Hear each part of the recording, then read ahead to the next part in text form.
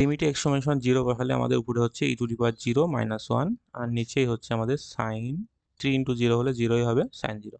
তাহলে e⁻0 এর মান 1 হচ্ছে 1 - 1 আর নিচে sin 0 0 মানে 0/0 ফর্ম হয়েছে। তাহলে এটা আমাদের ইনডিটারমিনেট ফর্ম। এক্ষেত্রে আমরা এল'হপিটালস রুল ইউজ করতে পারি, অর্থাৎ উপর নিচে আমরা x এর সাপেক্ষে ডেরিভেটিভ করতে পারি।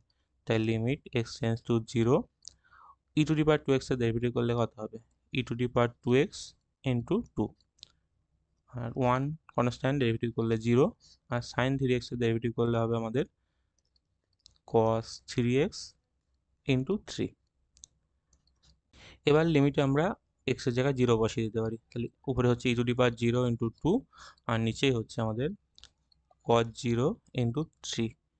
তাহলে বলতে পারছি e⁻0 এর মান 1 মানে উপরে 2 হবে আর নিচে 3। তাহলে অপশান হচ্ছে এ 2/3।